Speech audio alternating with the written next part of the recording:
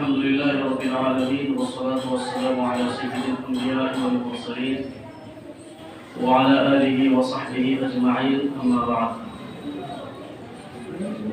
أعوذ بالله من الشيطان الرجيم. بسم الله الرحمن الرحيم.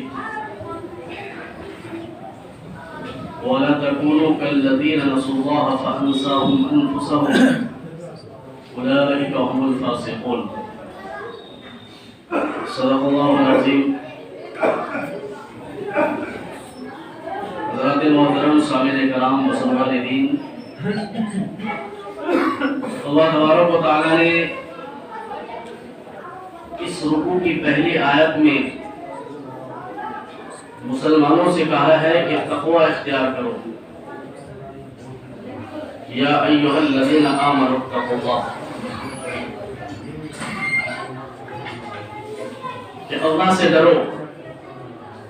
اور اس کا طریقہ یہ بتایا کہ ہر آدمی کو، ہر انسان کو یہ غور و فکر کرنا چاہیے، دیکھنا چاہیے کہ اس نے آنے والے کل کے لیے یعنی اللہ کے پاس جانے کے لیے کیا عمل کیا ہے اس نے.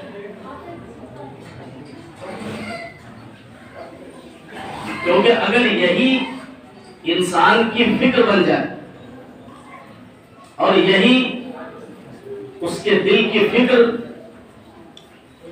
اگر بن جائے تو پھر اس کی زندگی سنور جائے گی.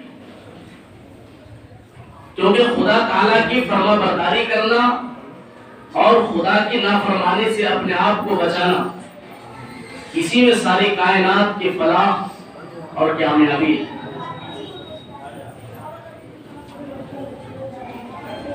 اور تقوی جو ہے ان دونوں چیزوں کے مجموعے کا نام ہے کہ آدمی یہ دیکھے کہ اس نے خدا تعالیٰ کی کتنی فرما برداری کی ہے اور خدا کی کتنی نافرمانیوں سے باز رہا ہے.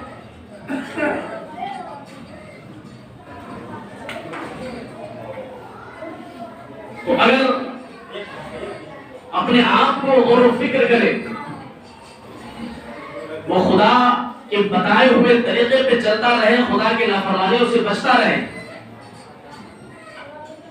تو خود بخود اس کو احساس ہو جائے گا کہ میں نے اپنی زندگی کا کتنا لمحہ خدا کی یاد میں گزارا ہے اور کتنا ہم نے خدا کی نافرمانی میں گزارا ہے.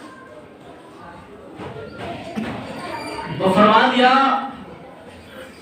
کہ خدا سے ڈرو، خدا تعالیٰ تمہارے ہر عمل سے باخبر ہے. اور اگلی جو آیت ہے اس میں اللہ تبارک و تعالیٰ نے ایک بات سے منع فرمایا ہے. تو جس چیز کو کرنے کے لیے کہا جائے اس کا کرنا فرض ہو جاتا ہے، اور جس چیز سے منع کر دیا جائے اس کا کرنا حرام ہوتا ہے، اس سے بچنا لازم ہو جاتا ہے. تو حکم دیا کہ خدا سے ڈرو، خدا کی فرما برداری کرو، خدا کے احکام کی تابعداری کرو، خدا کے احکام کو پورا کرو. اور منع کر دیا وَلَا تَكُونُوا كَالَّذِينَ نَسُوا اللَّهَ فَأَنسَاهُمْ، کہ تم یاد رکھو کہ ان لوگوں کی طرح مت ہو جانا جنہوں نے خدا تعالیٰ کو بھلا دیا ہے، جو خدا سے غافل ہو چکے ہیں. تو اللہ تبارک و تعالیٰ نے منع کر دیا کہ ان جیسے مت ہو جانا جنہوں نے اللہ کو بھلا دیا. اس کا نتیجہ یہ ہوا کہ خدا تعالیٰ نے خود ان کو اپنی جان سے بھلا دیا. یاد رکھیں کہ دنیا کے اندر دو طرح کے لوگ ہوتے ہیں. ایک وہ ہے جو خدا کو ماننے والے ہیں، خدا کے احکام کی تابعداری کرنے والے ہیں، خدا کے حکموں کے مطابق زندگی گزارنے والے ہیں. اور ایک وہ ہے جسے خدا کے احکام کی پرواہ نہیں ہوتی ہے، اسے خدا کے بتائے ہوئے راستے کی ذرہ برابر خیال نہیں ہوتا ہے.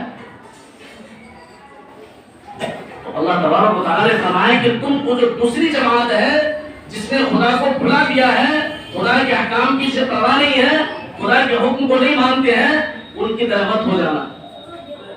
اور اسی طریقے سے نہ تو ان کے افعال، نہ ان کے صفات، نہ ان کے طور طریقے، کسی چیز کو تم پسند مت کرنا. وہ ساری چیزیں تمہارے اندر نہیں آنی چاہیے. کہ جب انسان ہر چیز کا ایک اثر ہوا کرتا ہے، وہ اپنا اثر کو ظاہر کرتی ہے. تو جب انسان خدا کو چھوڑ کر کے، خدا کو بھلا کر کے غیر اللہ میں مشغول ہو جاتا ہے، جب وہ خدا کو بھول کر کے دنیاوی چیزوں کے اندر مشغول ہو جاتا ہے، تو پھر اسے خدا کے احکام کی، خدا کے حکموں کی پرواہ نہیں ہوتی ہے، وہ خدا کو بھول بیٹھتا ہے۔ اگر اسے کوئی خدا سے کرائے، خدا کے حکم کی پابندی کرائے، تو بجائے اس کے کہ وہ ڈرے، خوف کرے، وہ تکبر کرنے لگتا ہے، گناہ فرمانی کا حوالہ ہو جاتا ہے۔ فرمایا اصل مصداق تو اس کے وہ ہیں جو کافر ہیں، جو خدا کا منکر ہے، اور اس کے بعد وہ لوگ بھی ہیں جو ان کی مشابہت کرنے والے ہیں۔ تو خدا نے فرما دیا کہ تم ان جیسے مت ہو جانا جو خدا کی فرما برداری نہیں کرتے، خدا کو یاد نہیں کرتے ہیں، جنہوں نے خدا کو بھلا دیا ہے۔ نہ ان کے طور طریقے تمہیں پسند آنے چاہیے، نہ ان کے افعال، ان کے صفات، ان کے کردار تمہیں پسند آنے چاہیے، بلکہ ان کا جو طریقہ ہے ان کو چھوڑ دو۔ تمہارے لیے بہترین طریقہ جو ہے وہ شریعت اسلام والا طریقہ ہے۔ تمہارے لیے کامیابی کا جو زینہ بن سکتا ہے طریقہ اللہ نے بتایا ہے، وہ اللہ کے نبی صلی اللہ علیہ وسلم والا طریقہ ہے، وہ طریقہ تمہیں پسند آنا چاہیے۔ میرے دوستو، فرمایا کہ جو آدمی اس حکم کے اندر بڑی حکمت ہے، وَلَا تَكُن مِنَ الْغَافِلِينَ، فرمایا قرآن میں کہ تم غافلین میں سے مت ہو جانا۔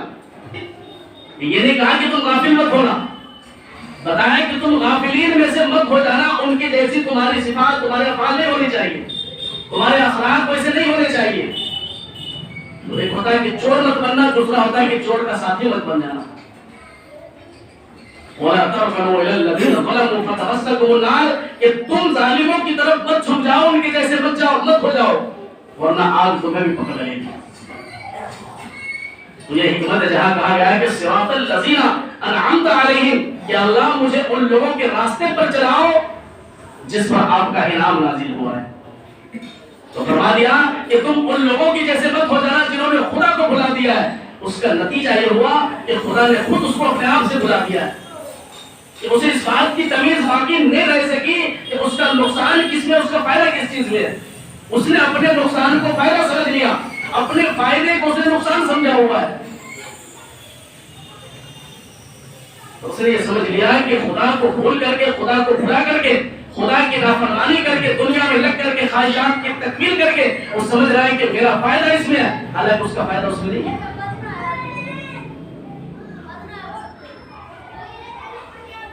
اور ہماری سب سے بڑی کمزوری دوست یہ ہے کہ ہم نے اپنے آپ کو دوسرے کا غلام بنایا ہوا ہے۔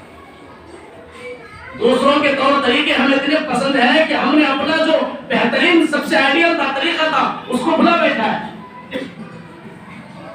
ہم نے ہر چیز میں دوسرے کی تابعداری کر رکھی ہے، پہناوے کے اندر، کھانے کے اندر، رہن سہن کے اندر، چہرے کے اندر، اپنے بال بنانے کے اندر، غرض کے اپنی زندگی کے جتنے بھی مراحل سامنے آ رہے ہیں اس سب کے اندر ہم نے دوسرا کا غلام بنایا ہوا ہے۔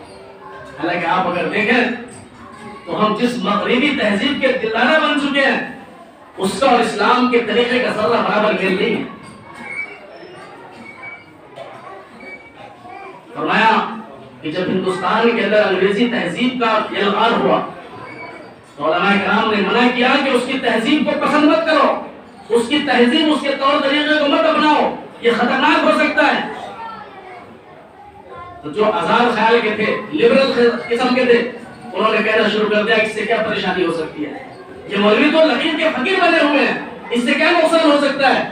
فرمایا کہ اللہ کے نبی صلی اللہ علیہ وسلم نے فرمایا کہ من تشبہ بقوم فهو منهم، کہ جو جس کی مشابہت اختیار کرے گا وہ اسی میں سے ہو جائے گا۔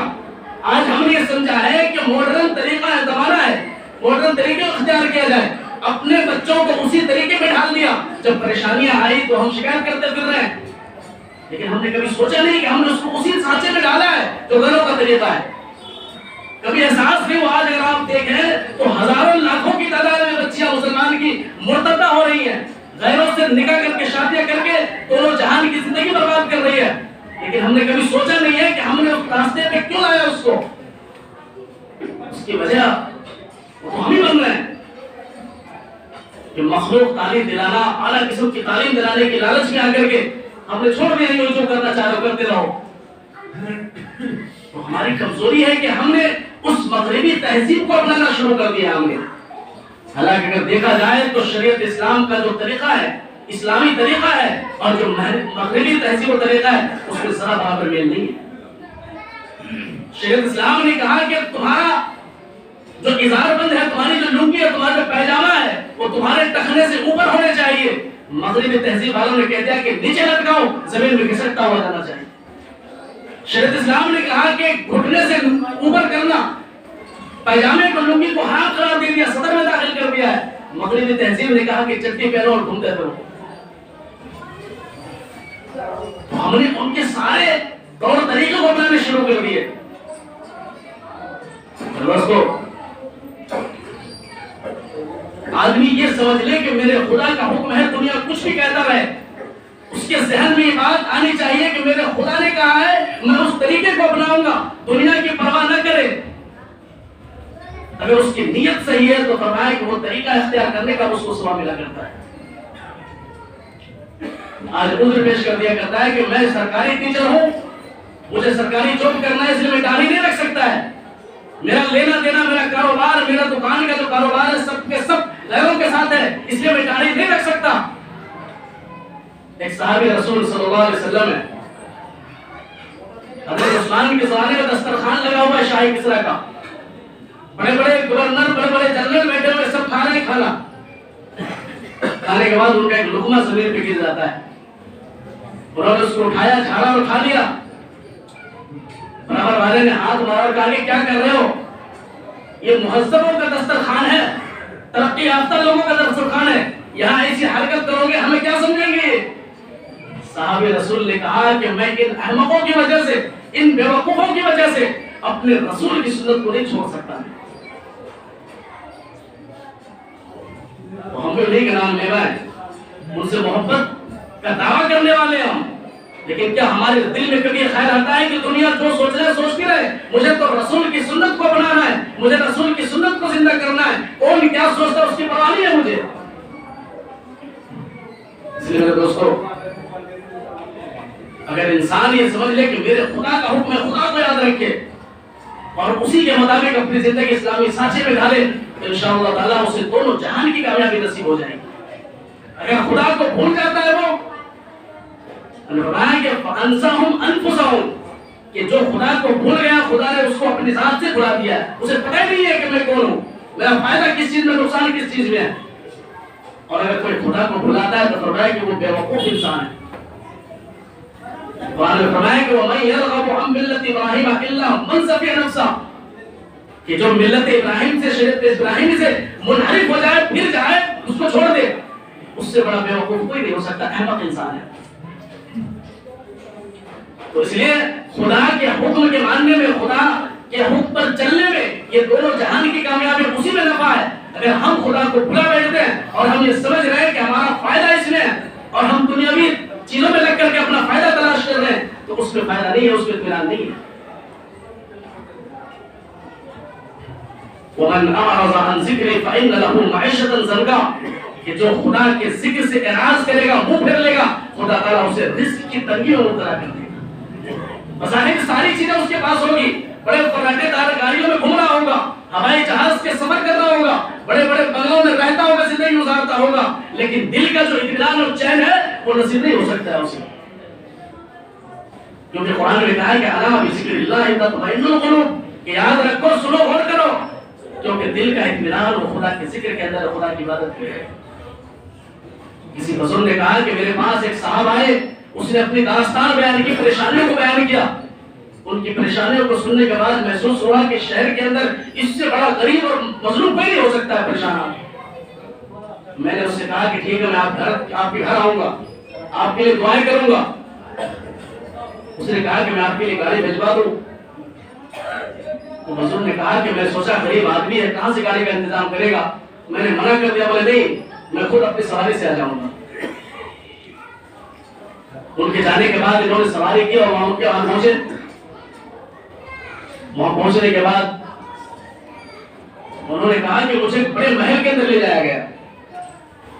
میں نے اس سے کہا کہ میں تم کسی دوسرے گھر میں تو نہیں لے جا رہے ہو، کیونکہ جس آدمی سے میری ملاقات ہوئی ہے، جس نے اپنے حال کو بیان کیا ہے، اس سے تو پتا چلتا ہے کسی جھونپڑی میں رہتا ہوگا، وہ پریشان حال ہے وہ.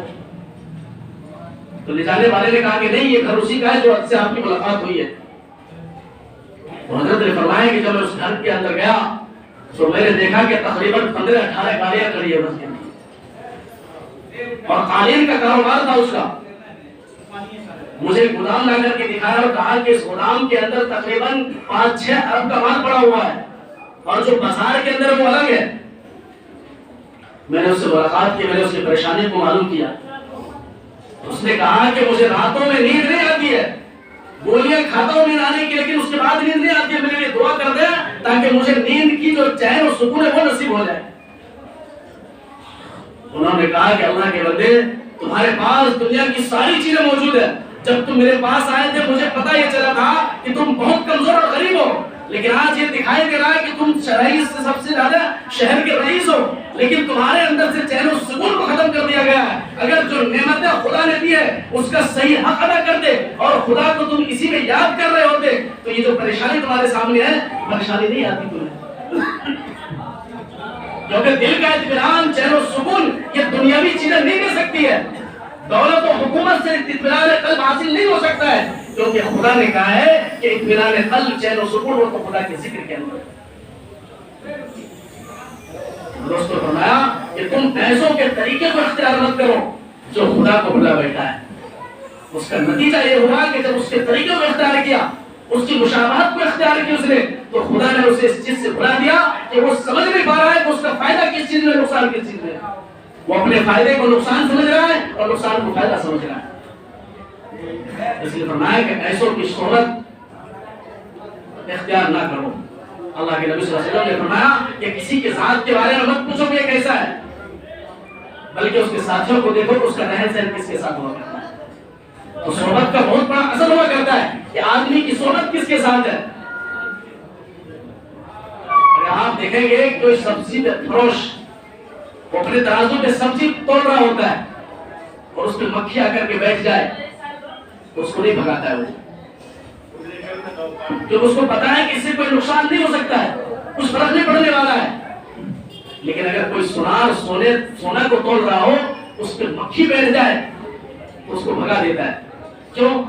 کیونکہ اس کو پتا ہے کہ اس کے بیٹھنے کی وجہ سے 1000 روپے کا نقصان ہو سکتا ہے.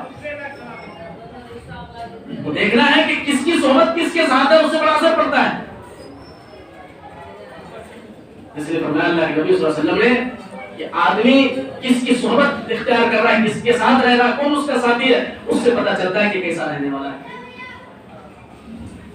اس لیے میرے دوستو بزرگوں، سب سے پہلے تو یہ ہے کہ اللہ نے فرما دیا ایھا الذین آمنوا اتقوا اللہ ولتنظر نفس ما قدمت لغد. ایمان والو تقوی اختیار کرو، اور چاہیے کہ ہر نفس، ہر انسان اس بات کا غور و فکر کرے، سوچے کہ آنے والے کل جب وہ خدا کے دربار میں حاضر ہوگا اس کے لیے اس نے کیا تیاری کی ہوئی. کیونکہ تقوی ایسی چیز کا نام ہے کہ انسان اپنے آپ کو خدا کے احکام کے مطابق عمل کرے اور جس چیز سے خدا نے منع کر دیا اس سے باز آ جائے. اسی مجموعے کا نام تقوی ہے. اور دوسرے کے غیروں کی مشابہت سے منع کر دیا گیا ہے کہ کسی چیز کے اندر، تمہارے رہن سہن کے اندر، تمہارے چہرے بولے کے اندر، تمہارے پہناوے کے اندر، کسی بھی چیز میں بھی تم دوسرے کی مشابہت اختیار نہ کرو. کیونکہ تمہارے لیے بہترین طریقہ، بہترین آئیڈیل نمونہ موجود ہے، وہ اللہ کے نبی صلی اللہ علیہ وسلم کا طریقہ ہے کہ اس سے بہتر، چاہے دنیاوی اعتبار سے کتنا بہتر سے بہتر طریقہ کوئی پیش کر رہا ہو، لیکن وہ طریقہ اللہ کے نبی صلی اللہ علیہ وسلم سے طریقے سے بہتر نہیں ہو سکتا ہے.